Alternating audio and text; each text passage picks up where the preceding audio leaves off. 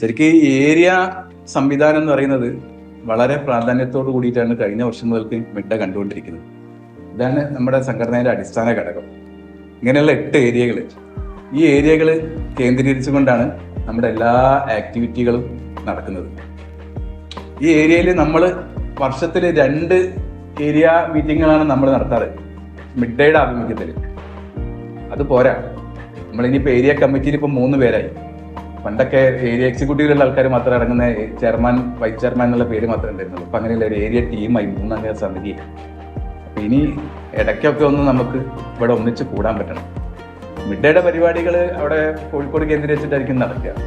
അത് വർഷത്തിലൊരു 3-4 പരിപാടികൾ, ഓരോ ക്വാർട്ടറിലും ഓരോ പരിപാടികൾ ഉണ്ടാവും. പിന്നെ നമ്മുടെ ടൂർ ഉണ്ടാവും, പിന്നെ ഫാമിലി മീറ്റ് ഉണ്ടാവും, അത് കൂടാതെ സ്പോർട്സ് ഉണ്ടാവും. അതിലൊക്കെ നല്ല സജീവമായിട്ട് എല്ലാവരും പങ്കെടുക്കും. പക്ഷെ ഇങ്ങനെയുള്ള പരിപാടികളൊക്കെ നടക്കുന്ന നമ്മുടെ ആത്മബന്ധം വളർത്താൻ വേണ്ടിയിട്ടാണ്. പക്ഷെ അത് അങ്ങനെ അവിടെ വന്നിട്ടുള്ള പരിപാടികൾ പങ്കെടുക്കുന്നതിനേക്കാളും കൂടുതലായിട്ട് ഇവിടെ നമ്മൾ അടുത്തടുത്തുള്ള ആളുകൾ ഇടയ്ക്കിടയ്ക്ക് ഒന്നിച്ച് കൂടിക്കഴിഞ്ഞാൽ നമുക്ക് അതിനേക്കാൾ ഉപരിയായിട്ടുള്ള നല്ലൊരു ബന്ധം ഉണ്ടാവും. എങ്കിൽ മാത്രമേ മിഡ ഉയർത്തുന്ന മുദ്രാവാക്യം, എന്താണ് ആ മുദ്രാവാക്യം? സ്ഥിരമായിട്ട് നമ്മുടെ ഏറ്റവും എല്ലാത്തിലും ഉണ്ടാവുന്നൊരു വേർഡാണ്, get together to grow together. അത് ശരിക്കും ഫലപ്രദമായിട്ട് നടപ്പാക്കണമെങ്കിൽ ഈ ഏരിയ സംവിധാനം അതിശക്തമാണ്. ശക്തമായ പോലെ അതിശക്തമാണ്. ഇപ്പം ശക്തമാണ്, പക്ഷെ ഇതിലും ഉപരിയായിട്ട് നമുക്ക് ശക്തിപ്പെടുത്താൻ പറ്റണം. എങ്കിൽ മാത്രമേ ആ മുദ്രാവാക്യം ഫുൾഫിൽ ചെയ്യാൻ നമുക്ക് പറ്റുള്ളൂ. ശരിക്കും പറഞ്ഞു കഴിഞ്ഞാൽ നമ്മൾ എല്ലാവരും ഒരേ വേവ് ലെങ്ത്തിലുള്ള ആൾക്കാരാണ്. ഒരേ രീതിയിൽ നമ്മൾ കച്ചവടം ചെയ്യുന്നു, ഒരേ ലക്ഷ്യത്തിന് വേണ്ടി ഇതാക്കുന്ന ആൾക്കാരാണ്. നമുക്കിപ്പം ഏറ്റവും നല്ല സൗഹൃദങ്ങൾ ഉണ്ടാവുക ഈ കൂട്ടായ്മയിൽ നിന്നാണ്. അപ്പം അതപ്പോൾ അധ്യാപകരെ നോക്കിക്കഴിഞ്ഞാൽ അവരുടെ ഏറ്റവും ബെസ്റ്റ് ഫ്രണ്ട്സ് ഒക്കെ അധ്യാപക സമൂഹത്തിനായിരിക്കും. ഇപ്പോൾ ഡോക്ടർമാരുടെ ഇൻറ്റിമേറ്റ് ഫ്രണ്ടുകളൊക്കെ, ആ ആത്മബന്ധമുള്ള ആളുകളൊക്കെ ഡോക്ടർമാരെന്നായിരിക്കും. അതേപോലെ നമുക്ക് ആ ഒരു ആത്മസുഹൃത്തുക്കൾ ഉണ്ടാകേണ്ടത് ഈ ഒരു ഗെറ്റ് ടുഗദർ കൂടിയാണ്. അപ്പോൾ നമ്മുടെ കൂട്ടത്തിൽ ആർക്കെങ്കിലും എന്തെങ്കിലും ഒരു പ്രശ്നം വന്നു കഴിഞ്ഞാൽ അത് ആദ്യം മനസ്സിലാക്കേണ്ടത് നമ്മളെ ഈ കൂടെ ഇരിക്കുന്ന ആൾക്കാരായിരിക്കണം. അതിന് നമ്മൾ ഇടയ്ക്കിടയ്ക്ക് ഒത്തുചേരണം, ഗ്രൂപ്പിൽ ആക്റ്റീവ് ആവണം. അതുകൂടാതെ ഇതുപോലുള്ള ഗെറ്റ് ടുഗദർ കൂടാൻ പരസ്പരം അങ്ങോട്ടും ഇങ്ങോട്ടും വിളിക്കാനും ഒക്കെയുള്ളൊരു സംവിധാനം ഉണ്ടാവണം. ഇപ്പം നമ്മുടെ വടകര ഏരിയയുടെ ഗ്രൂപ്പുകാർ ഒന്നും കൂടി ആക്റ്റീവ് ആക്കണം. അതിൽ കൂടുതൽ ചർച്ചകളും കാര്യങ്ങളൊന്നും വരുന്നില്ല. അത് പറഞ്ഞു കഴിഞ്ഞാൽ നമുക്ക് ഗൂഗിൾ എന്ന് പറഞ്ഞ കമ്പനി എടുത്തു കഴിഞ്ഞാൽ നമ്മുടെ അത് ഇത്രയും വലിയ രീതിയിൽ പടർന്ന് പന്തലിച്ച് സെറ്റപ്പ് ആയത് എന്തുകൊണ്ടാണ്? ആ കമ്പനി ഓരോരുത്തരുടെ സംശയങ്ങൾക്കും ഓരോരുത്തരുടെ പ്രശ്നങ്ങൾക്കും ഒക്കെ പരിഹാരം നിർദ്ദേശിച്ചുകൊണ്ടാണ് ആ രീതിയിൽ ഒന്ന് ചോദ്യം ചെയ്യപ്പെടാനാവാത്ത രീതിയിൽ ശക്തിപ്പെട്ടത്. സൊല്യൂഷൻ കൊടുത്തുകൊണ്ടാണ്. നമ്മളെല്ലാവരും സൊല്യൂഷൻ പ്രൊവൈഡേഴ്സാണ്. നമ്മുടെ കസ്റ്റമേഴ്സിന്റെ എന്ത് സംശയങ്ങൾക്കാണ്, IT റിലേറ്റഡ് ആയിട്ടുള്ള സംശയങ്ങൾക്കും മറുപടി കൊടുക്കാൻ നമുക്ക് സാധിച്ചാലേ നമുക്ക് വളർച്ചയുള്ളൂ, നമുക്ക് നിലനിൽപ്പുള്ളൂ. അപ്പൊ അതിന് വേണ്ടിയിട്ടുള്ള അടിസ്ഥാന ഘടകം നമ്മുടെ ഏരിയ ഗ്രൂപ്പാണ്. രണ്ടാമത്തത് ഏറ്റവും ലേറ്റസ്റ്റ് ആയിട്ടുള്ള ടെക്നോളജി അപ്ഡേറ്റുകൾ നമ്മൾ നടത്തണം. നമ്മൾ മിഡ ഇടയ്ക്കിടയ്ക്ക് വർഷത്തിൽ ഒരിക്കലെങ്കിലും നമ്മൾ ടെക്നോളജി മീറ്റുകൾ നടത്താറുണ്ട്. അതിൽ പങ്കെടുക്കാൻ പറ്റുന്ന വടകരയിൽ നിന്ന് ദൂരെ കൂടുതൽ ഉണ്ടെങ്കിൽ കൂടി അങ്ങനത്തെ പരിപാടികളിലേക്ക് പ്രാതിനിധ്യം കുറവാണ്. അപ്പോൾ അത് ഇനി മുതൽക്ക് അങ്ങനെയുള്ള പരിപാടികൾ വിട്ട് നിർത്തുമ്പം അതിലേക്ക് പ്രാതിനിധ്യം ഉണ്ടാവണം. അത് കൂടാതെ നമ്മൾ ലേറ്റസ്റ്റ് ആയിട്ടുള്ള ടൂൾസ്, AI ആണെങ്കിൽ അത് ഉപയോഗിക്കാൻ പഠിക്കുക. ഗൂഗിളും അതേപോലെ തന്നെ യൂട്യൂബും ഒക്കെ ഫലപ്രദമായിട്ട് സെർച്ച് ചെയ്യാൻ പഠിക്കുക. അങ്ങനെ ആയിക്കഴിഞ്ഞ് കഴിഞ്ഞാൽ നമുക്ക് ഈ കസ്റ്റമേഴ്സിന്റെ സൊല്യൂഷൻ നമുക്ക് കൊടുക്കാൻ പറ്റും. അതിലുപരിയായിട്ട് നമ്മളെ ഈ കൂട്ടത്തിലുള്ള ആൾക്കാരുടെ എക്സ്പീരിയൻസ് നമുക്ക് ഉപയോഗിക്കാൻ പറ്റും. ഇപ്പം വിവേക് ജി 2 ആഴ്ച മുമ്പേ അനുഭവിച്ച് പെട്ടുപോയ ഒരു കേസ് എടുക്കുന്നത്. ഇപ്പൊ എന്തൊക്കെയൊക്കെയോ എവിടേക്കോ വിളിച്ച് ഒരുപാട് റിസർച്ച് നടത്തി ഒരുപാട് ആൾക്കാരായിട്ട് കൺസൾട്ട് ചെയ്ത് വെൻഡേഴ്സിനെയൊക്കെ വിളിച്ച് ബന്ധപ്പെട്ട് ഒരു 2 ആഴ്ച കൊണ്ട് ഉണ്ടാക്കിയ സൊല്യൂഷൻ ആയിരിക്കും ചിലപ്പോൾ നാളെ അതേപോലെ തന്നെ ഒരു പ്രശ്നം ജിൻസിന് വരുന്നത്. ജിൻസിന് വന്നു കഴിഞ്ഞാൽ ആ പ്രശ്നം നമ്മളോട് ചോദിച്ചു കഴിഞ്ഞാൽ 2 മിനിറ്റ് കൊണ്ട് അത് സൊല്യൂഷനായി. ഇപ്പൊ ഗൂഗിള് പറയുന്നതിനേക്കാളും AI പറയുന്നതിനേക്കാളും യൂട്യൂബ് തരുന്നതിനേക്കാളും ഏറ്റവും എഫക്റ്റീവായിട്ട് സൊല്യൂഷൻ തരാൻ പറ്റുക ഈ കൂട്ടായ്മയ്ക്കാണ്. നമ്മളെല്ലാവരും തന്നെ ശരിക്കും പറഞ്ഞ ഒരു മിനി ഗൂഗിൾ ആണല്ലോ. അങ്ങനെ ആയാലേ നമുക്ക് നിലനിൽക്കുള്ളൂ. ടെക്നോളജീനെ അപ്ഡേറ്റ് ചെയ്യണം, ലേറ്റസ്റ്റ് ആയിട്ടുള്ള വിവരങ്ങൾ അറിയണം, ഡാറ്റാസ് എല്ലാം അപ്ഡേറ്റഡ് ആയിരിക്കണം. അങ്ങനെ നിലനിൽക്കണമെങ്കിൽ നമുക്ക് ഈ കൂട്ടായ്മ അത്യന്താപേക്ഷിതമാണ്. നമ്മൾ കഴിഞ്ഞ ജനറൽ ബോഡിയിൽ നമ്മളൊരു മുദ്രാവാക്യം മുന്നോട്ട് വെച്ചിരുന്നു, 1 ഡീലർ 1 പ്രൊഡക്റ്റ്. അത് കേൾക്കുമ്പോൾ നമുക്കൊക്കെ സംശയമാവും, ഞാൻ എല്ലാ പ്രൊഡക്റ്റും ചെയ്യുന്നത്, എനിക്ക് ഒരു പ്രൊഡക്റ്റിലേക്ക് ഒതുങ്ങാൻ പറ്റില്ല. അതെല്ലാം വിട്ടു ഉദ്ദേശിക്കുന്നത് നമ്മുടെ ശക്തിയുള്ള മേഖല ഏതാണെന്ന് തിരിച്ചറിയാൻ പറ്റണം. ഇപ്പം ഫിർഷാദ് ഖാൻ പ്രിന്ററിന്റെ സർവീസിങ്ങും റീഫില്ലിംഗ് ആണ് ചെയ്യുന്നത്. വിവേക് ജി ചെയ്യുന്നത് ലാപ്ടോപ്പിന്റെ ചിപ്പ് സർവീസാണ്. ഇപ്പം ഇദ്ദേഹം ചെയ്യുന്നത് CCTVന്റെ വർക്കാണ്. അങ്ങനെ വരുന്ന സമയത്ത് ഏറ്റവും ഫോക്കസ്ഡ് ആയിട്ടുള്ള മേഖല എന്നതാണ് തിരിച്ചറിഞ്ഞിട്ട് അതിൽ ഫുൾ കോൺസെൻട്രേഷൻ ചെയ്യുക.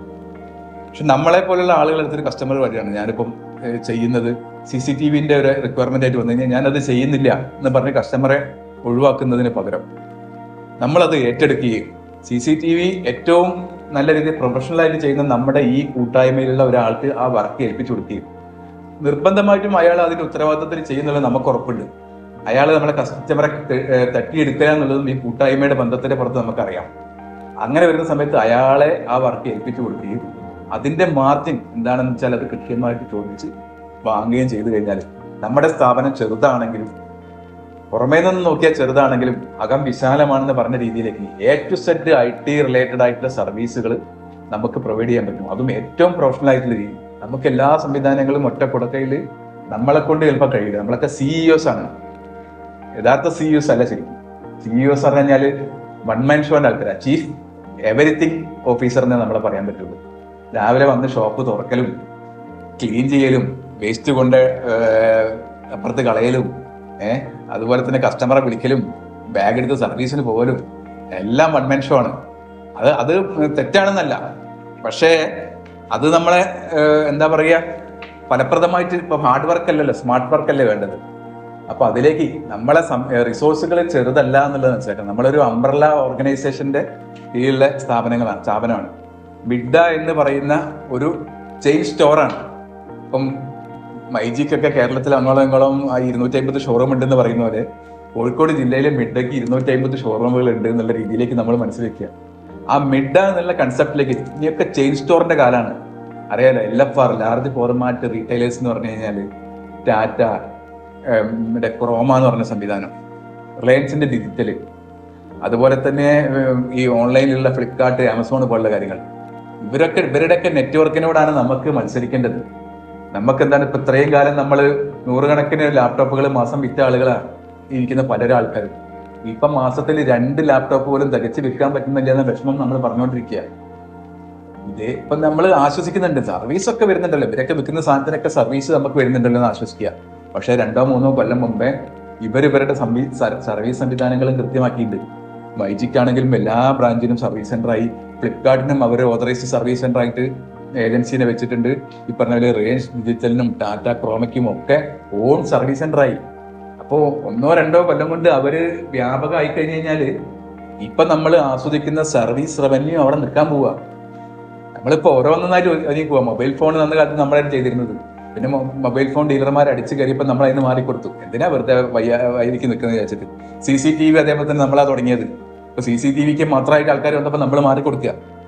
അങ്ങനെ ഓരോ സെഗ്മെന്റും ഇപ്പൊ ഹോം ഓഫീസ് ഓട്ടോമേഷൻ നമ്മൾ കൈവച്ച മേഖലയാണ്, നമ്മൾ അതിന് മാറിക്കൊടുത്തു.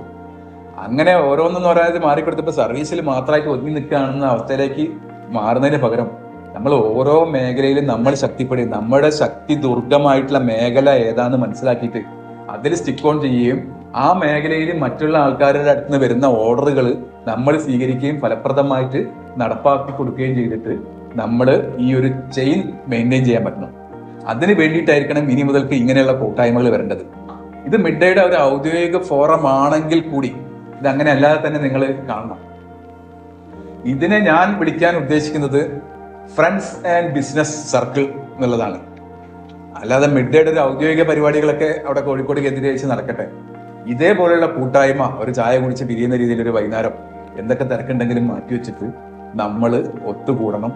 അതിനെ ഒരു ഫ്രണ്ട്സ് ആൻഡ് ബിസിനസ് സർക്കിൾ ആക്കി മാറ്റണം. ഞാൻ പറഞ്ഞല്ലോ, നമ്മൾ ആത്മസുഹൃത്തുക്കൾ ഈ കൂട്ടത്തിൽ ഇരിക്കുന്ന പലരുമാണ്. നമ്മൾ ഇതുവരെ അവരെ കണ്ടെത്തിയിട്ടില്ല. നമ്മൾ ആത്മസുഹൃത്തുക്കളെ കണ്ടെത്താൻ നമ്മളൊക്കെ പെൻഡിങ്ങാണ്. അത് കണ്ടെത്തുക. നിങ്ങൾ അടുത്തിരിക്കുന്ന ആൾക്കാരായിരിക്കും നിങ്ങളുടെ ഏറ്റവും ആത്മബന്ധമുള്ള ആൾക്കാർ. അത് തിരഞ്ഞ് കണ്ടുപിടിക്കാൻ നമ്മളെ ബാക്കി ഇനി വരുന്ന ഡീലിങ്സ് കൂടി അത് കണ്ടെത്തുക. ഏറ്റവും വിശ്വസ്തമായിട്ട് ധർമ്മത്തിൽ ഊന്നിക്കൊണ്ട് പരസ്പരം പാറ വെക്കാതെയും അടിവലിക്കാതെയും നമ്മൾ കച്ചവടം ചെയ്തു കഴിഞ്ഞാൽ ആ ധർമ്മത്തിൽ ഊന്നിക്കൊണ്ടിട്ടുള്ള വ്യാപാരത്തെ കൂടി ന്യായമായ ലാഭം എടുത്തുകൊണ്ട് നമുക്ക് തീർച്ചയായിട്ടും മുന്നോട്ട് പോകാൻ പറ്റും. ആ ന്യായമായ ലാഭത്തിനാണ് ഏറ്റവും പ്രധാനം. അത് ബിഡ ന്യായമായിട്ടുള്ള ലാഭം എടുക്കാൻ വേണ്ടിയിട്ട് ഇന്നും ബിഡ പ്രേരിപ്പിച്ചിട്ടുണ്ട്. അതിനെക്കുറിച്ച് ഞാൻ കൂടുതലായിട്ട് പറയുന്നില്ല. കഴിഞ്ഞ ഏരിയ മീറ്റിങ്ങൾക്ക് അതിനെക്കുറിച്ചാണ് നമ്മൾ പറഞ്ഞത്. അത് കൂടാതെ മറ്റൊരു കാര്യം കൂടി നമ്മൾ ഹൈലൈറ്റ് ചെയ്തിരുന്നു കഴിഞ്ഞ ജനറൽ ബോഡിയിൽ. അത് ബിഡ businessman of the year 2024 അവാർഡാണ്. നമ്മളെ കൂട്ടത്തിൽ തന്നെ 2023 എങ്ങനെയൊക്കെയാണോ കച്ചവടം ചെയ്തത്, അതിൽ നിന്നുപരിയായിട്ട് തന്റെ സ്ഥാപനത്തിന് 2024 എങ്ങനെ മാറ്റങ്ങളൊക്കെ വരുത്തിയിട്ട് മുന്നോട്ട് കൊണ്ടുപോകാൻ പറ്റി, പുതിയ കസ്റ്റമർ ബേസ് എങ്ങനെ ഉണ്ടാക്കി, പുതിയ സ്റ്റാഫ് മാനേജ്മെന്റ് എങ്ങനെ ഉണ്ടാക്കി, ടേൺ ഓവർ എങ്ങനെ വർദ്ധിപ്പിച്ചു, അല്ലെങ്കിൽ ഓഫീസിലെ സിസ്റ്റം എങ്ങനെ ഡെവലപ്പ് ചെയ്തു, അല്ലെങ്കിൽ പുതിയ എന്തെങ്കിലും ടെക്നോളജിയിലേക്ക് നമ്മൾ അഡോപ്റ്റ് ചെയ്തു, അങ്ങനെ ഏതൊക്കെ മേഖലകളിൽ നമ്മുടെ സ്ഥാപനത്തിനെ നമുക്ക് ഇൻവോൾവ് ചെയ്യിക്കാൻ പറ്റി എന്നുള്ളതിനെ കുറിച്ച് കൃത്യമായിട്ടുള്ള ധാരണ. നമ്മുടെ സ്ഥാപനത്തിനെ എങ്ങനെ 2023 വിഭിന്നമായിട്ട് 2024 എങ്ങനെ നയിച്ചു എന്നുള്ള ആ കൃത്യമായിട്ടുള്ള സ്റ്റെപ്പ് ബൈ സ്റ്റെപ്പ് ആയിട്ടുള്ള കാര്യങ്ങൾ നമുക്ക് സർവേ ഫോം അയച്ച് ഈ വർഷം അവസാനിക്കാൻ മുമ്പ് അതില് നമ്മളത് ഓരോ സ്റ്റെപ്പായിട്ട് ഫില്ല് ചെയ്ത് നമ്മൾ അതിനുള്ള അപേക്ഷ കൊടുക്കുക എന്നുള്ളത്. അപ്പം കോടിക്കണക്കിന് ടേൺ ഓവർ ഉള്ള സ്ഥാപനങ്ങളൊക്കെ ഇവിടെ ഉള്ളപ്പോൾ ഞാൻ എന്തിനാ അവാർഡിന് അപേക്ഷിക്കുന്നതെന്ന് വിചാരിക്കും. ടേൺ ഓവർ നോക്കിയിട്ടല്ല നമ്മൾ ഈ അവാർഡ് കൊടുക്കാൻ. ആ ഡീലറുടെ ജെന്യൂനിറ്റി നോക്കിയിട്ട്, അതായത് മറ്റുള്ള സ്ഥാപനങ്ങളുമായിട്ട് എങ്ങനെ സഹകരിക്കുന്നുണ്ട്, ഡിസ്ട്രിബ്യൂട്ടേഴ്സായിട്ട് എങ്ങനെ സഹകരിക്കുന്നുണ്ട്, വെണ്ടർമാരുമായിട്ട് എങ്ങനെ സഹകരിക്കുന്നുണ്ട്, നമ്മുടെ സെലക്ടഡ് ആയിട്ടുള്ള കസ്റ്റമേഴ്സിന്റെ സർവേ എടുക്കും, അവരുടെ ഫീഡ്ബാക്ക് എന്താണ്, ഡിജിറ്റൽ പ്ലാറ്റ്ഫോമിൽ അവർ എങ്ങനെയൊക്കെയാണ് ഇൻവോൾവ് ആവുന്നത്, ഇപ്പൊ ഫേസ്ബുക്ക് പ്രൊമോഷൻ, അതുപോലെ തന്നെ Google promotion, Google optimisation, website, അതുപോലെയുള്ള എല്ലാ കാര്യങ്ങളും ആ സ്ഥാപനം എങ്ങനെ സിസ്റ്റമാറ്റിക് ആയിട്ട് മുന്നോട്ട് കൊണ്ടുപോകുന്നു. Even accounting software, service management software, വേറെ എന്തെങ്കിലും അറ്റൻഡൻസ് രജിസ്റ്റർ പോലുള്ള സംവിധാനങ്ങൾ, അങ്ങനെയുള്ള ഓരോ സംവിധാനങ്ങളും എങ്ങനെയൊക്കെ നമുക്ക് ഫലപ്രദമായിട്ടും കൊണ്ടുവരാൻ പറ്റും നമ്മുടെ സ്ഥാപനത്തിനെ വളർത്താൻ വേണ്ടിയിട്ട്. ആ രീതിയിലൊക്കെ നമ്മൾ മാറ്റങ്ങൾ വരുത്തുക. നാട് ഓടുമ്പോൾ നടുവേ ഓടണം എന്നാണ്. ടെക്നോളജി വിൽക്കുന്ന ആളുകൾ നമ്മൾ മാറിയിട്ടില്ലെങ്കിൽ, നമ്മൾ ഇവർക്ക് കൊണ്ടക്കൊടുത്ത് അവരെ സ്ഥാപനങ്ങൾ ഉണ്ടാക്കിക്കാനും നമ്മുടെ സ്ഥാപനത്തിൽ ടെക്നോളജി ഒന്ന് അടുപ്പിക്കാണ്ടിരുന്നു കഴിഞ്ഞാൽ ഒരു കാര്യമില്ല. അപ്പോൾ ആ ലെവലില് നമ്മുടെ സ്ഥാപനത്തിനെ എങ്ങനെ മുന്നോട്ട് കൊണ്ടുപോകാൻ നമുക്ക് സാധിക്കുന്നു എന്നുള്ളതിന്റെ കൃത്യമായിട്ടുള്ള ചിത്രം നമുക്കുണ്ടാവണം. ആ ചിത്രം മിഡ തരുന്ന ഗൂഗിൾ ഫോമിലേക്ക് വരച്ച് കാണിക്കാൻ പറ്റണം.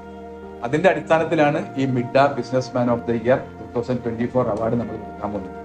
ഈ അവാർഡ് കൊടുക്കുന്നതുകൊണ്ട് ആ കിട്ടിയവന് മാത്രമേ പ്രയോജനം, നമുക്ക് എന്താ പ്രയോജനങ്ങൾ ചിന്തിക്കും. ഒരുപാട് വലിയ വലിയ ബിസിനസ്സുകാരെ നമുക്ക് മാതൃകയാക്കാൻ വേണ്ടിയിട്ട് നമ്മൾ കാണും. ഇപ്പം അദാനി ഉണ്ട്, അംബാനി ഉണ്ട്, ടാറ്റ ഉണ്ട്, ബിർള ഉണ്ട്, ഇപ്പൊ വലിയ വലിയ ബിസിനസ്സുകാർ, അവരൊക്കെ മാതൃകയാക്കാൻ പറയുന്നുള്ളത്. സത്യത്തിൽ നമ്മളെ പ്രവർത്തിക്കുന്ന മേഖലയിലുള്ള നമ്മളെ കൂട്ടത്തിലുള്ള ഒരാളെയാണ് ശരിക്കും മാതൃകയാക്കാൻ പറ്റും. ഇവരൊക്കെ നമ്മൾ നോക്കുന്ന സമയത്ത് അവരെന്നൊക്കെ പഠിക്കുമ്പോൾ ചിലപ്പോൾ നമുക്ക് 1 or 2 കാര്യം പോലും തികച്ചും നമുക്ക് അഡോപ്റ്റ് ചെയ്യാൻ പറ്റിയിട്ടുണ്ടാവില്ല. പക്ഷെ നമ്മളെ കൂട്ടത്തിലുള്ള ഒരാള് അയാളുടെ വളർച്ചയുടെ പടവുകളിൽ എങ്ങനെയൊക്കെയാണ് കയറിയത്, അയാളുടെ സ്ഥാപനം 2023 നിന്ന് 2024 എങ്ങനെയാണ് വളർത്തിയത് എന്നുള്ളത് ആ ഒരു ചിത്രം നമുക്ക് കാണാൻ പറ്റിക്കഴിഞ്ഞാൽ അതിൽ നിന്നും ചിലപ്പം 1 അല്ല 10 അല്ല 100-ലധികം മാതൃകകൾ നമുക്ക് സ്വീകരിക്കാനുണ്ടാവും. അതുകൊണ്ടാണ് മിഡ ഈ വർഷം അങ്ങനെ ഒരു അവാർഡ് നിങ്ങൾക്ക് മുമ്പിൽ വെക്കുന്നത്. അത് മറ്റാൾ വേണമെങ്കിൽ വാങ്ങിക്കുക, അയാൾക്കാണ് കൂടുതൽ ചാൻസ് എന്നല്ല, നമ്മൾക്കാണ് ആ അവാർഡ് വാങ്ങാൻ. എന്റെ സ്ഥാപനമാണ് അതിന് ഏറ്റവും അർഹൻ. അതിനനുസരിച്ചിട്ട് ഞാൻ എന്റെ കാര്യങ്ങൾ മുന്നോട്ട് കൊണ്ടുപോകും എന്ന് തീരുമാനിക്കണം. കാരണം ഇനിയുള്ള 6 മാസത്തെ നമ്മുടെ പ്രവർത്തനം 2024 6 മാസങ്ങളിൽ 6 മാസം കൊണ്ട് നമ്മുടെ സ്ഥാപനത്തിൽ എന്തൊക്കെ മാറ്റങ്ങൾ വരുത്തുന്നു അതിന്റെ അടിസ്ഥാനത്തിൽ മാത്രമാണ് ഈ അവാർഡ് വരാൻ പോകുന്നത് എന്നുള്ളത് മനസ്സിലാക്കുക. നമുക്ക് മുമ്പിലുള്ള ഉദാത്തമായിട്ടുള്ള മാതൃകയാവാൻ വേണ്ടിയിട്ട്, ഈ ITTL സമൂഹത്തിനുള്ള ഉദാത്തമായിട്ടുള്ള മാതൃകയാവാൻ വേണ്ടി നമ്മളിൽ ആരെങ്കിലും ഒരാൾ തന്നെ പറ്റുമെങ്കിൽ ഈ വടകര ഏരിയയിൽ നിന്നുള്ള ഒരാൾ തന്നെ ആ അവാർഡ് വാങ്ങാൻ ഇടയാവട്ടെ എന്ന് ഞാൻ ആശംസിക്കുകയാണ്. അത് കൂടാതെ നമ്മുടെ ഇവിടൊക്കെ എന്ന് പറഞ്ഞു കഴിഞ്ഞാൽ ഈ ശൂന്യതയിൽ നിന്ന് ഇങ്ങനെ ഒരു സാമ്രാജ്യം കെട്ടിപ്പടുത്ത ആൾക്കാരാണ്. ഇവിടെ ചില്ലറക്കാരൊന്നുമല്ല, വെറും കൈയോടെ വന്ന് ഈ ബിസിനസ് മേഖലയിൽ നമ്മൾ കൃത്യമായിട്ടുള്ള നമ്മുടെ ഒരു എന്താ പറയുക, ഒരു ആധിപത്യം തന്നെ പറയാം. ഇടക്കാലത്ത് കുറെ പ്രശ്നങ്ങളൊക്കെ ഉണ്ടായിട്ടുണ്ട്, പ്രതിസന്ധികളൊക്കെ ഉണ്ടായിട്ടുണ്ട്, അതൊക്കെ അടക്കട്ടെ. എന്നാലും നമ്മൾ നല്ല രീതിയിൽ നമ്മുടെ സ്ഥാപനത്തിന്റെ സൽപ്പേരും കാര്യങ്ങളൊക്കെ വെറും കൈയോടെ വന്നിട്ടാണ് ഇത്. ഒരു റഷ്യൻ നാടോടി കഥയിൽ നമ്മളൊക്കെ കേട്ടിട്ടുള്ള ഒരു കഥയായിരിക്കും.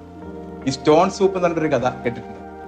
അതായത് ഒരു ബിസിനസ് കുടുംബത്തിൽ നിന്ന് ഒരാള് അതിൽ ഈ ഫുഡ് ബിസിനസിന്റെ ആൾക്കാരാണ്. അപ്പൊ അവരുടെ ഇതാക്കാൻ വേണ്ടിയിട്ട് സ്ഥാപനം സ്വന്തം ബിസിനസ്സുകാർ അങ്ങനെയാണല്ലോ, മക്കളെ സ്വന്തം സ്ഥാപനത്തിൽ വളരാൻ അനുവദിക്കില്ല, പുറത്തേക്ക് അയക്കും, വേറെ സ്ഥലത്ത് പോയി കച്ചവടം ചെയ്തു. അങ്ങനെ അച്ഛൻ മകനെ അയച്ചു.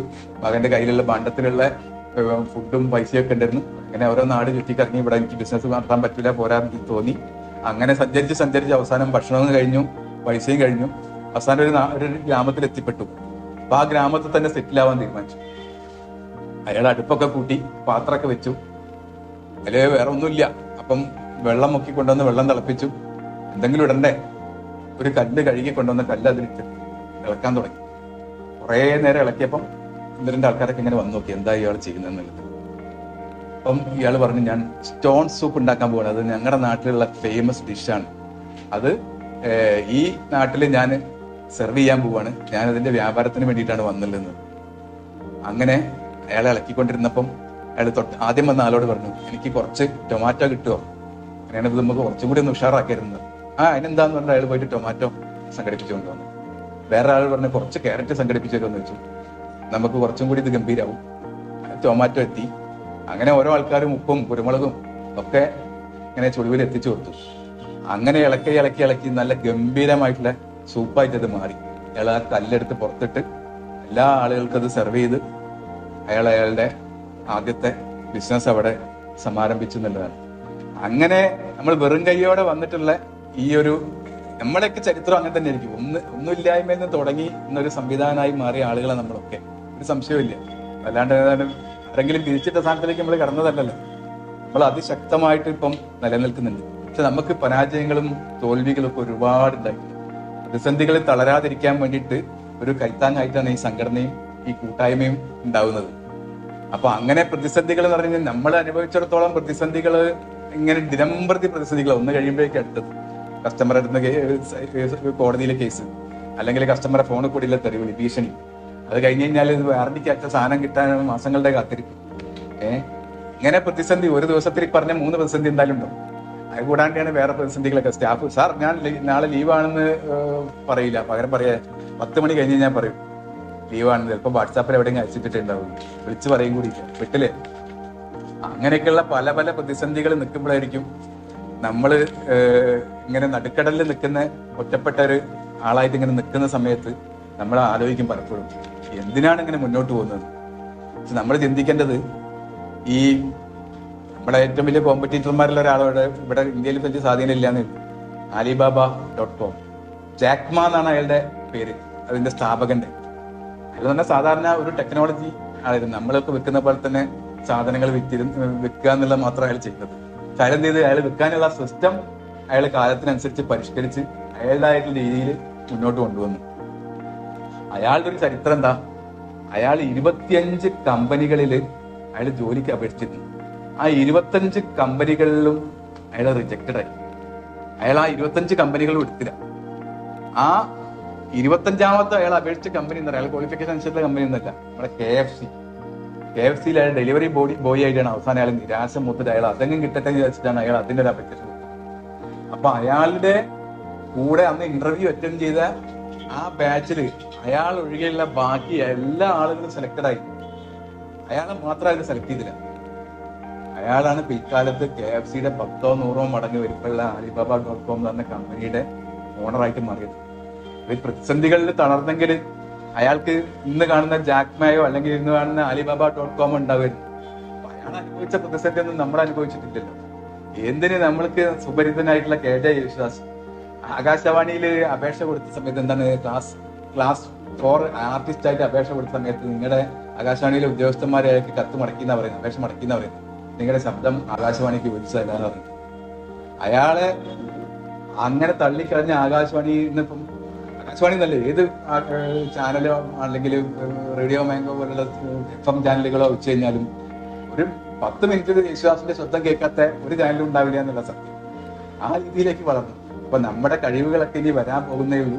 അതിന് വേണ്ടിയിട്ടുള്ള ഒരു പ്ലാറ്റ്ഫോമാണ് ഈ ഉള്ളത്. നമ്മൾ ഒറ്റയ്ക്ക് നോക്കിക്കഴിഞ്ഞാൽ നമ്മൾ ഒന്നുമല്ല. പക്ഷെ നമ്മളെ ഈ കൂട്ടായ്മയിൽ കൂടി നമ്മൾ ശക്തരാവാൻ പോവാണ്. നമ്മുടെ സ്ഥാപനം ഒറ്റയ്ക്കല്ല, അതൊരു മിഡ എന്നുള്ള സംഘടനയുടെ ഒരു ചെയിൻ സ്റ്റോർ ആയിട്ട് നമ്മൾ കാണണം എന്നാണ് എനിക്ക് പറയാനുള്ളത്. പിന്നെ നമ്മുടെ IT ഫെസ്റ്റ് 2024 അത് ഇത്തവണ നമ്മൾ ഈ ഓണത്തിന്റെ കുത്തൊഴുക്കിൽ മാത്രം ഒരു മാസം നടത്തി അങ്ങോട്ട് പിൻവലിയാൻ ഉദ്ദേശിക്കുന്നില്ല. നമ്മൾ ഉദ്ദേശിക്കുന്നത് ഒരു 6 മാസം ഒക്കെ നീണ്ടു നിൽക്കുന്ന രീതിയിൽ ഒരു IT ഫെസ്റ്റ് അങ്ങ് നടത്തുക എന്നുള്ളത്. കാരണം ഈ പറഞ്ഞ സ്ഥാപനങ്ങളിലൊക്കെ നമ്മൾ വയ്ക്കുന്ന കസ്റ്റമർ വെറും കൈയോടെ കസ്റ്റമറെ അവർ മടക്കില്ല. അതാണ് അവരുടെ വിജയത്തിന്റെ രഹസ്യം. വെറും പ്രൈസിങ് അല്ല, ഓഫറാണ്. ആ ഓഫർ എന്ന് പറഞ്ഞു കഴിഞ്ഞാൽ ഇപ്പം സാധാരണക്കാരുടെ ഒരു സ്ഥാപനത്തിന് ഒരു ഇലക്ട്രിക് ബൈക്ക്, അല്ലെങ്കിൽ ഒരു ലാപ്ടോപ്പ്, അല്ലെങ്കിൽ ഒരു 65 ഇഞ്ച് TV, അങ്ങനെയുള്ള അല്ലെങ്കിൽ 100 കണക്കിന് മറ്റ് സമ്മാനങ്ങൾ, സ്വർണ്ണ നാണയങ്ങൾ, റിസോർട്ട് ട്രിപ്പ്, ഫോറിൻ ട്രിപ്പ്, അങ്ങനെയുള്ള ഓഫറുകളൊന്നും ഒരു സ്ഥാപനം വിചാരിച്ചാൽ കൊടുക്കാൻ പറ്റില്ല. ഒരു സ്ഥാപനം ഒറ്റയ്ക്ക് വിചാരിച്ചപ്പോൾ ഞാൻ എന്റെ സ്ഥാപനത്തിൽ അങ്ങനെ കൊടുക്കുന്നു പറഞ്ഞു കഴിഞ്ഞാൽ അവർ വിശ്വസിക്കില്ല. വരാൻ പോകുന്ന കസ്റ്റമർ പറയും ഇത് തട്ടിപ്പാണെന്ന് പറയും. പക്ഷെ ഒരു സംഘടനയുടെ ലേബലിൽ അത് പറയുന്ന സമയത്ത് മിഡ എന്നുള്ള രീതിയിൽ വർഷങ്ങളായിട്ട് IT ഫെസ്റ്റ് നടത്തുന്ന രീതിയിൽ നമ്മളത് നടത്തുമ്പോൾ അതിന് ജെന്യൂനിറ്റി ഉണ്ട്. അത് തീർച്ചയായിട്ടും കൊടുക്കും എന്നുള്ളത് അറിയാം. അപ്പൊ അതിന്റെ അടിസ്ഥാനത്തിൽ നമുക്ക് ഒരു 6 മാസത്തേക്ക്, ഇപ്പം ഈ സ്ഥാപനങ്ങളൊക്കെ നമ്മൾ നേരത്തെ പറഞ്ഞ LFRകളിലൊക്കെ പോയി കഴിഞ്ഞാൽ എപ്പോഴും ഓഫറാണ്. നമുക്കും ഏറ്റവും പീക്കായിട്ട് കച്ചവടം നടക്കാൻ പോകുന്ന 6 മാസം നമ്മളും നമ്മളെ ഓഫറുകൾ വർക്കൗട്ട് ചെയ്യും. അഷ്യൂർഡ് ആയിട്ടുള്ള ഗിഫ്റ്റുകൾ പ്രാവശ്യം ചിലപ്പോൾ ഒന്ന് ഒഴിവാക്കും. പകരം ഏറ്റവും നല്ല ഗിഫ്റ്റുകൾ വെക്കും. 100 കണക്കിന് മറ്റ് സമ്മാനങ്ങൾ എന്ന രീതിയിൽ പ്രഖ്യാപിക്കും. 6 മാസത്തേക്ക് ഇത് നിൽക്കും. അപ്പൊ നമ്മുടെ ഒരു ലക്ഷ്യം എന്താണെന്ന് വെച്ചാൽ, കഴിഞ്ഞ വർഷങ്ങളിലൊക്കെ നമ്മൾ ലാപ്ടോപ്പും ഡെസ്ക്ടോപ്പും വെക്കുന്ന ആളുകൾക്കാണ് ഈ സ്ക്രാച്ച് കാർഡ് കൊടുത്തിരുന്നത്, അല്ലെങ്കിൽ കൂപ്പൺ കൊടുത്തിരുന്നത്. ഈ പ്രാവശ്യം നമ്മളെ ഓഫീസിൽ ഒരു 1000 രൂപയുടെ സാധനം വാങ്ങാൻ വരുന്ന ആൾക്ക് പോലും, അല്ലെങ്കിൽ 500 രൂപയുടെ ഒരു വയർലെസ് മൗസ് വാങ്ങാൻ വരുന്ന ആൾക്ക് പോലും ഒരു സമ്മാന കൂപ്പൺ കൊടുക്കാൻ പറ്റുന്ന രീതിയിലേക്ക്, ചെറിയൊരു റീഫില്ലിംഗ് ഷോപ്പ് ആണെങ്കിലും അല്ലെങ്കിൽ ചെറിയൊരു സർവീസ് സെന്റർ ആണെങ്കിലും ഈ IT ഫെസ്റ്റിനെ ഉപയോഗപ്പെടുത്താൻ പറ്റുന്ന രീതിയിലാണ് നമ്മൾ ഇപ്രാവശ്യം IT ഫെസ്റ്റ് പുതുമയോട് കൂടിയിട്ട് നടപ്പാക്കാൻ ഉദ്ദേശിക്കുന്നത്. അപ്പൊ നമ്മളെ സ്ഥാപനത്തിലേക്ക് വരുന്ന ആളുകൾക്ക് എന്തോ കിട്ടാൻ പോകുന്നുണ്ട് എന്നുള്ള രീതിയിലേക്കുള്ള ഒരു ഫീലിംഗ് വരുന്ന സമയത്ത് നമ്മളും ഏകദേശം നമ്മുടെ കച്ചവടം മറ്റവരുടെ ലെവലിലേക്ക് എത്തിക്കാൻ നമുക്ക് ഒറ്റയ്ക്ക്, ITക്ക് ഒറ്റയ്ക്ക് കൊടുക്കാൻ പറ്റുന്ന പോലെ നമുക്ക് ഒറ്റയ്ക്ക് ഒരിക്കലും കൊടുക്കാൻ പറ്റില്ല. പക്ഷെ മിഡ എന്ന ലേബലിൽ നമുക്ക് അവർ കൊടുക്കുന്ന പോലെയോ അതിലുപരിയായിട്ടോ ഉള്ള രീതിയിൽ നമുക്ക് കസ്റ്റമേഴ്സിന് ഗിഫ്റ്റ് കൊടുക്കാൻ പറ്റും. ഈ സ്ഥാപനത്തിൽ മിഡ എന്ന പ്രസ്ഥാനത്തിന്റെ പേരിലാകുമ്പോൾ അത് കസ്റ്റമേഴ്സിനൊക്കെ എന്തായാലും വിശ്വാസതയും വരും.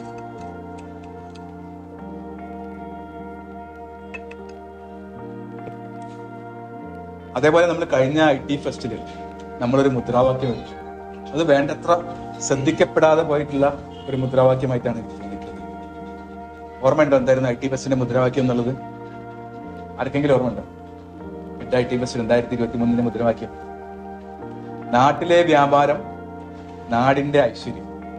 ശരിക്കത് നമ്മളല്ല, ഈ വ്യാപാര സംഘടനകൾ ഉണ്ടല്ലോ, ഏകോപന സമിതി, സംഘ്, ഇങ്ങനെയുള്ള വ്യാപാര സംഘടനകൾ ഏറ്റെടുക്കുന്ന മുദ്രാവാക്യം. നമ്മളത് കൂടുതൽ ഉറക്കെ കൂടുതൽ ശക്തമായിട്ട് ഈ IT ഫെസ്റ്റിന് അത് ഉയർത്താൻ പോവുകയാണ്. അത് അങ്ങനെ ആയിക്കഴിഞ്ഞാൽ അവരും കൂടെ ഏറ്റെടുക്കും. അങ്ങനെ വന്നു കഴിഞ്ഞാൽ ആ മുദ്രാവാക്യം ഏറ്റവും ഫലപ്രദമായിട്ട് നമ്മൾ ഉപയോഗിക്കണം. നമുക്കറിയാം മിഡ എന്ന സംഘടനയിൽ ഈ കൊറോണയ്ക്ക് മുമ്പൊക്കെ 400ഓളം മെമ്പർമാരുണ്ടായിരുന്ന സംഘടന. ഇന്ന് 250 മെമ്പർമാരാണ് നമുക്ക്. 250 ആ ആളുകൾ എന്ന് പറഞ്ഞു കഴിഞ്ഞാൽ ഇപ്പൊ കഴിഞ്ഞ ഒരു 5-8 വർഷത്തിനിടയ്ക്ക്, 6 വർഷത്തിനിടയ്ക്ക് ഏകദേശം പകുതിക്കടുത്ത് അംഗങ്ങൾ കൊഴിഞ്ഞു പോയിരിക്കുക. ഇത് എത്ര ആളുകളുടെ പ്രതീക്ഷയായിരുന്നു, എത്ര ആളുകൾക്ക് ജോലി കൊടുക്കുന്ന സ്ഥാപനങ്ങളായിരുന്നു. ഈ സ്ഥാപനങ്ങൾ ഇല്ലാതായി ആരും ശ്രദ്ധിച്ചിട്ടില്ല. ആർക്കും ഒരു സമൂഹത്തിനൊരു പ്രശ്നമല്ല. ശരിക്കൊരു വ്യാപാരി എന്ന് പറഞ്ഞു കഴിഞ്ഞാൽ ഈ നാടിനെ നിലനിർത്തുന്ന ചാലക ശക്തിയാണ് വ്യാപാരി എന്ന് പറയുന്നത്. നമ്മുടെ നാട്ടിലൊരു ഉത്സവം നടക്കണമെങ്കിൽ, നമ്മുടെ നാട്ടിലൊരു രോഗിക്ക് ഒരു കരൾമാറ്റ ശസ്ത്രക്രിയ നടത്തണമെങ്കിൽ, നമ്മുടെ നാട്ടിലെ ഒരു പള്ളിപ്പെരുന്നാൾ നടക്കണമെങ്കിൽ, നമ്മളെ ക്ലബിന്റെ വാർഷികം നടക്കണമെങ്കിൽ ഒക്കെ വ്യാപാരികൾ സഹകരിക്കണം. നാട്ടിലെ എന്തെങ്കിലും ഒരു കളക്ഷൻ എടുത്തു കഴിഞ്ഞാൽ ആദ്യം 100 ആൾക്കാർ ഏറ്റവും കൂടുതൽ സംഭാവന കൊടുത്തിട്ടുള്ളതിൽ 90-ലധികം ആളുകളും നമ്മളെ പോലുള്ള ചെറുകിട വ്യാപാരികളായിരിക്കും. ഫ്ലിപ്കാർട്ടിന്റെ അടുത്തും ആമസോണിന്റെ അടുത്തും മൈജിന്റെ അടുത്തും LFRന്റെ അടുത്തൊന്നും പോയി കഴിഞ്ഞാൽ അവർക്ക് സംഭാവന കിട്ടില്ല. ഇത് നമ്മുടെ അടുത്ത് തന്നെ വരും. സാധനം വാങ്ങാൻ വന്നില്ലെങ്കിലും സംഭാവന ഒരിക്കൽ നമ്മുടെ അടുത്ത് തന്നെ വരും. നമ്മൾ അവർക്ക് കൈ അയച്ച് സംഭാവന കൊടുക്കും ചെയ്യും. പെട്ടി തുറന്നു നോക്കും, ഒന്നുമില്ല എന്ന് കണ്ടാലും ഞാൻ ഗൂഗിൾ പേ ചെയ്യാന്നോ അല്ലെങ്കിൽ ഡിസ്ട്രിബ്യൂട്ടർക്ക് കൊടുക്കാൻ വെച്ചിരുന്ന പൈസ എടുത്തിട്ട് അത് കൊടുത്തിട്ട് നമ്മൾ ബലിയാടാകും. എന്നാലും നമ്മളത് വിട്ടുവീഴ്ച ചെയ്യാറില്ല. അപ്പൊ ആ രീതിയിൽ നമ്മൾ നാടിനോട് ഇഴുകിച്ചേർന്നിട്ടുള്ള ആൾക്കാരാണ്. ഈ സംസ്ഥാനത്തിന്റെ വരുമാനം തന്നെ, ഇന്ത്യയുടെ വരുമാനം എടുത്തു കഴിഞ്ഞാൽ അത് വരുന്നത് എന്തുകൊണ്ടാണ്? കേരളത്തിന്റെ വരുമാനം എന്താ ഏറ്റവും കൂടുതൽ വരുമാനം? നമ്മൾ ചിന്തിക്കും നമ്മൾ അടിക്കുന്ന മദ്യത്തിൽ നിന്നാണ്, അടിക്കാത്ത ലോട്ടറിയിൽ നിന്നാണ് നമ്മൾ എടുക്കുന്നത് വിചാരിക്കും. ഒരിക്കലുമല്ല. നമ്മളെ പോലുള്ള ചെറുകിട വ്യാപാരികള് നമ്മുടെ ചെലവില് നമ്മുടെ കസ്റ്റമറിൽ നിന്ന് പിരിച്ചെടുക്കുന്ന ടാക്സിൽ നിന്നാണ് ഈ സംസ്ഥാനത്തിന്റെ 70% വരുമാനം വരുന്നത്.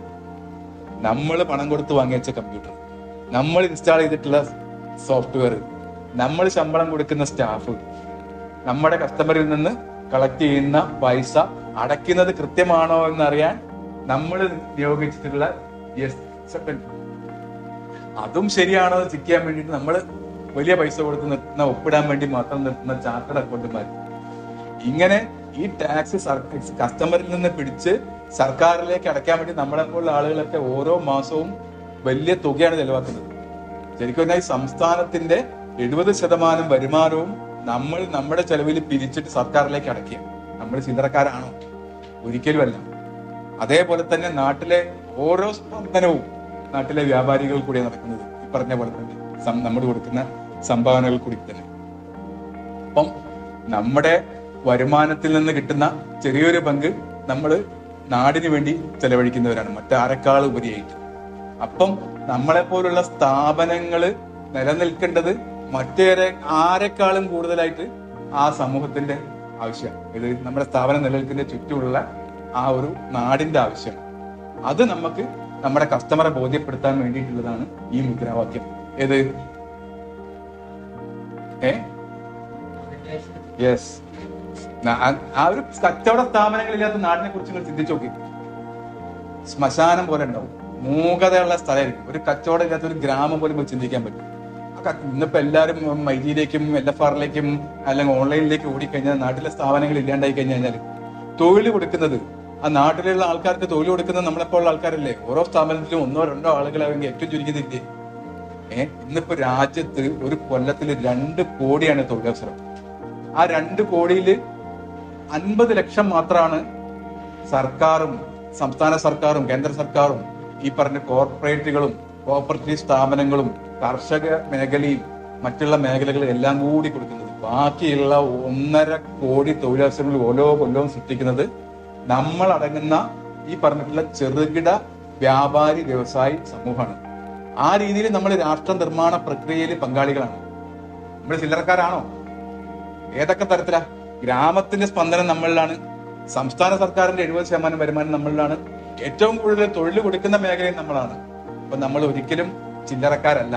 അപ്പൊ നമ്മുടെ സ്ഥാപനം നാളെ ഇല്ലാതായി കഴിഞ്ഞാല് അത് ഈ നാടിനാണ് ഏറ്റവും വലിയ നഷ്ടമുണ്ടാകുന്നത് എന്നുള്ളത് നമ്മൾ പറയാതെയും പറഞ്ഞും നമ്മളുടെ സ്ഥാപനത്തിലേക്ക് കയറി വരുന്ന അല്ലെങ്കിൽ നമ്മളെ വിളിക്കുന്ന, നമ്മളെ ബന്ധപ്പെടുത്തുന്ന ഓരോരുത്തരോടും നമ്മളുടെ ഓരോ ചലനത്തിൽ കൂടിയും നമുക്ക് അറിയിക്കാൻ പറ്റണം.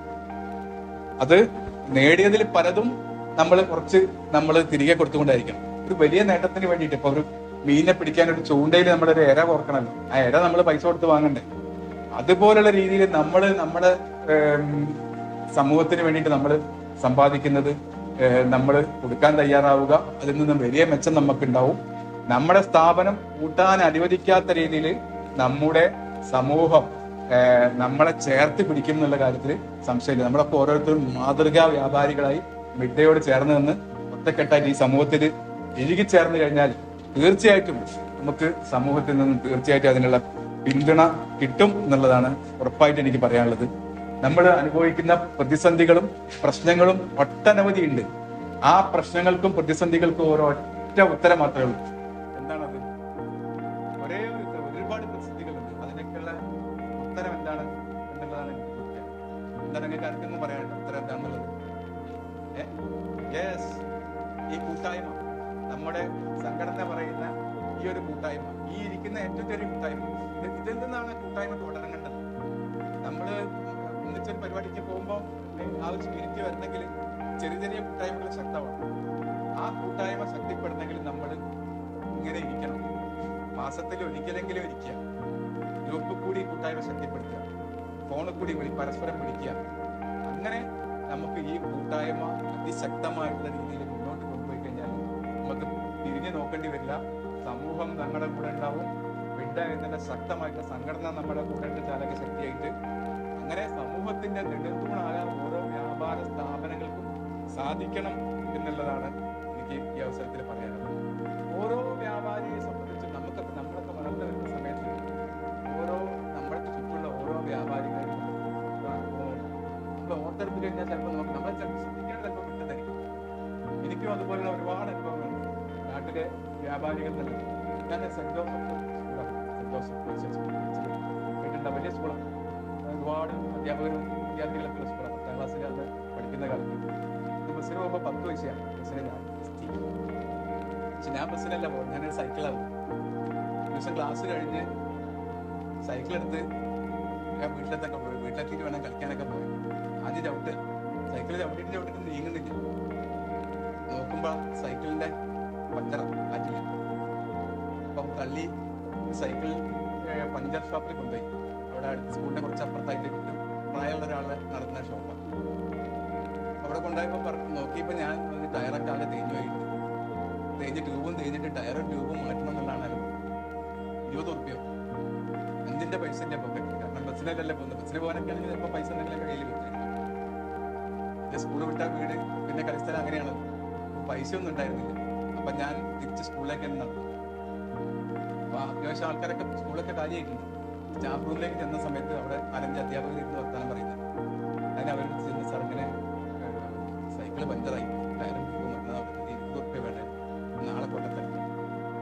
അപ്പൊ അവരങ്ങോട്ടും ഇങ്ങോട്ടൊക്കെ നോക്കിയിട്ട് അവർ പറഞ്ഞു, നീ ഏത് ക്ലാസ്സിലാ? 10 ഡീലേഴ്സ്. ആ ക്ലാസ് ടീച്ചറെ പോയി കാണും.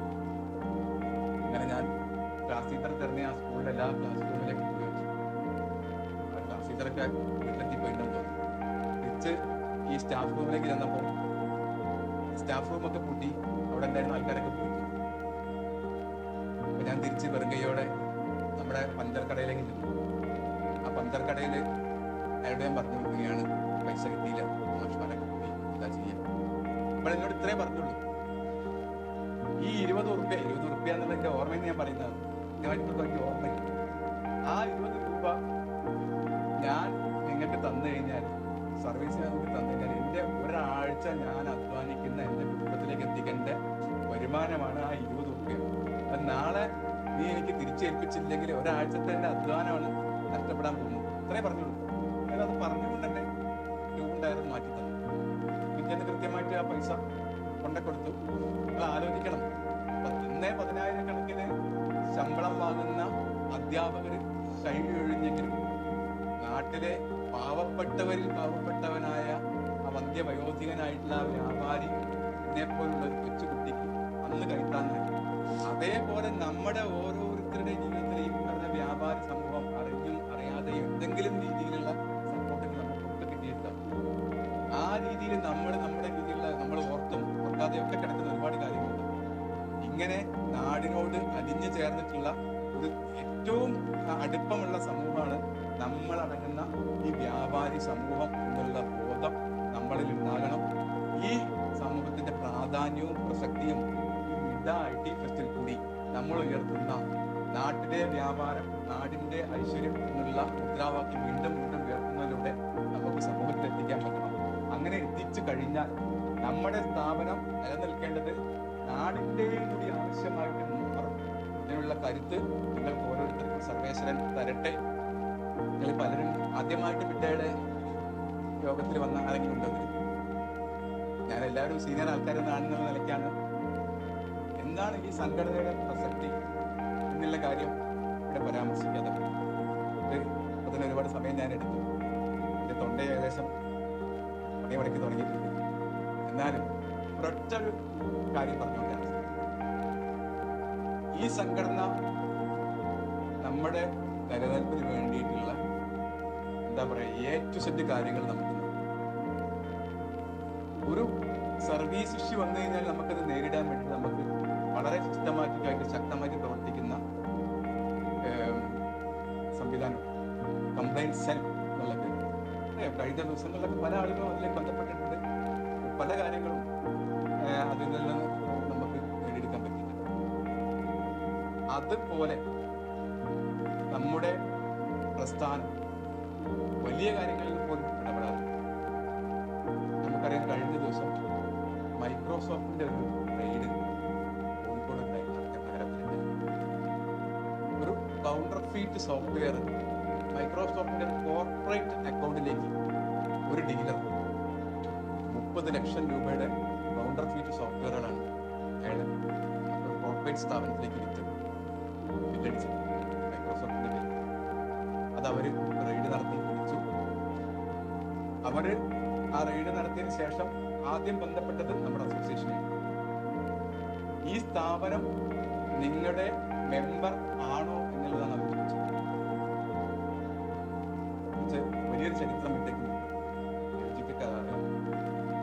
10-15 വർഷം മുമ്പ് ഇതേപോലെ നമ്മുടെ മെമ്പർക്കും ഇതേപോലെ ടിക്കറ്റ് ഈ മൈക്രോസോഫ്റ്റിനെ പോലുള്ള ഒരു ഭീമൻ പുസ്തക കമ്പനീനെ വഞ്ചിച്ചു കഴിഞ്ഞാൽ എന്താണ് അതിനുള്ള ഭവിഷ്യത്തുകൾ എന്നുള്ളത് നമ്മളെ ചിലപ്പോൾ ചിന്തിച്ചിട്ടുണ്ടായിരുന്നു.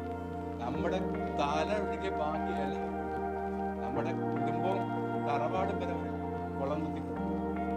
ആ രീതിയിലേക്ക് എല്ലാ രീതിയിലും അവർ നമുക്ക് പണിയെടുക്കും. കേസ് ആണെങ്കിലും IB ആണെങ്കിലും ഇൻകം ടാക്സ് ആണെങ്കിലും മറ്റുള്ള രീതിയിലൊക്കെ സെയിൽ ടാക്സ് ആണെങ്കിലും എല്ലാ രീതിയിലും നമ്മളെ ചുറ്റോട് ചുറ്റും വളഞ്ഞ ആ രീതിയിൽ നമുക്ക് നാട് വിട്ട് പൊതുജന മധ്യത്തിൽ ഉടുതുണി ഇല്ലാതെ അവർ നിർത്തി. അങ്ങനെയുള്ള ആ ഒരു സംഘടനക്കെതിരെ ബിഡ എന്ന് പറയുന്ന ഈ സംഘടന അന്ന് പറ്റി. അന്ന് അവരോട് നമ്മൾ ശബ്ദമുയർത്തി ഇയാൾക്കെതിരെ നടപടി എടുക്കാൻ സാധിക്കില്ല, ഒരു നമുക്ക് പുല്ലിന്റെ വില പോലും തന്നില്ല. നമ്മൾ അതിനെന്താ ചെയ്തത്? നമ്മൾ ആഗോളതലത്തിൽ ഫ്രീ സോഫ്റ്റ്വെയർ ഫോറം, ഈ ലിനക്സ് കൊണ്ട് ഗ്നോമൊക്കെ പോലുള്ള ലിനക്സ് പോലുള്ള പ്ലാറ്റ്ഫോം വികസിപ്പിക്കുന്ന ആളുകൾ കാലിക്കറ്റ് സർവകലാശാലയുടെ പേരിലും നമ്മൾ ഇവിടേക്ക് കോഴിക്കോടേക്ക് കൊണ്ടുവന്നു. നമ്മൾ അവരെ വെച്ചിട്ട് ഒരു ചർച്ച നടത്തി. ആ ചർച്ച നടത്തിയത് മാത്രമല്ല, ആ ചർച്ച നടത്തിയത് മൈക്രോസോഫ്റ്റിന്റെ ആളുകളൊക്കെ അറിയുന്ന രീതിയിൽ പ്രചരിപ്പിച്ചു. അവർക്ക് സംഗതി മനസ്സിലായി, അതിന്റെ ആഴം മനസ്സിലായി. അവരുടെ കച്ചവടത്തിന് പകരം ഇവരൊക്കെ വന്നു കഴിഞ്ഞാൽ അവരുടെ കോർപ്പറേറ്റ് കസ്റ്റമേഴ്സ് പോകാൻ സാധ്യതയുണ്ടെന്ന് മനസ്സിലായി. അവര് നമ്മളോട് ചർച്ചയ്ക്ക് വന്നു. ആ ചർച്ചയ്ക്ക് വന്നതിന്റെ അടിസ്ഥാനത്തിൽ ഇന്ത്യയിൽ ആദ്യമായിട്ട് ആന്റി പൈറസി പ്രോഗ്രാം, ഈ പൈറസിക്കെതിരായിട്ടുള്ള ഒരു ബോധവൽക്കരണ പ്രോഗ്രാം മൈക്രോസോഫ്റ്റിന്റെ ചെലവിൽ നമ്മൾ മലബാർ പാലസ് വെച്ച് നടത്തി. 100ഓളം മെമ്പർമാർ പങ്കെടുത്തു. അതിന്റെ അടിസ്ഥാനത്തിൽ പൈറസിക്കെതിരായിട്ട് സമൂഹത്തിന് ബോധവൽക്കരണം നടത്തുന്നതിന് വേണ്ടിയിട്ട് നമ്മൾ പത്രസമ്മേളനം നടത്തി. നമ്മൾ എല്ലാ ഷോപ്പുകളിലും ആന്റി പൈറസി സ്റ്റിക്കർ വെച്ചു. പൈറസി ഈസ് എ ക്രൈം എന്ന് പറഞ്ഞു. അങ്ങനെ ഇതൊക്കെ ചെയ്തത് ഒരു ഡീലറെ നമ്മൾക്ക് രക്ഷിച്ചെടുക്കാൻ വേണ്ടി ഏതറ്റം വരെ സംഘടന പോയി എന്നുള്ളതിന്റെ ചരിത്രം. അങ്ങനെ ആ ഡീലറുടെ എന്താ പറയാ ജീവിതം തിരിച്ചു കൊണ്ടുവന്ന സംഘടനയാണ്. തെറ്റ് ചെയ്തിട്ടുള്ള ശിക്ഷ അനുഭവിക്കണം. ഇതിന്റെ അടിസ്ഥാനത്തിൽ ചെറുതല്ലാത്ത തുക ഫൈൻ ഒഴുകിക്കൊണ്ട് അയാളുടെ ജീവിതത്തിലേക്കും അയാളുടെ വ്യാപാരത്തിലേക്കും തിരിച്ചു വന്നു. ഇന്ന് നമ്മളുമായിട്ട് ബന്ധപ്പെടാതെ ഈ 30 ലക്ഷം രൂപയുടെ കൗണ്ടർ സോഫ്റ്റ്വെയർ കച്ചവടം നടത്തിയ കോഴിക്കോട് നഗരത്തിലുള്ള ആ സ്ഥാപനത്തിന്റെയും അതിന്റെ ഉടമകളുടെയും അവസ്ഥ എന്തായിരിക്കും? അയാളെ ഒരു ശക്തിക്കും അയാളെ രക്ഷിക്കാൻ പറ്റുന്ന എനിക്ക് തോന്നുന്നില്ല. ആ വ്യക്തികൾ ആരാണെന്ന് എനിക്കറിയില്ല, നമ്മളൊക്കെ യാതൊരു ബന്ധമില്ല. അങ്ങനെ സംഘടനയിൽ ബന്ധമില്ലാത്ത ആളുകൾക്ക് ഇങ്ങനെ ഒരു അവസരം വരുന്ന സമയത്ത് ഇവർക്ക് കൈത്താങ്ങാൻ ആരും ഉണ്ടാവില്ല. ഈ സംഘടന നിങ്ങളെ പ്രൊട്ടക്ട് ചെയ്യാൻ ഏതറ്റം വരെയും പോകും എന്നുള്ളതിന് ഈ ഒരു ചെറിയ ഉദാഹരണം മാത്രം വെച്ചുകൊണ്ട് ഞാൻ കൂടുതൽ കാര്യങ്ങൾ ചർച്ച ചെയ്യുന്നതിന് വേണ്ടിയിട്ട്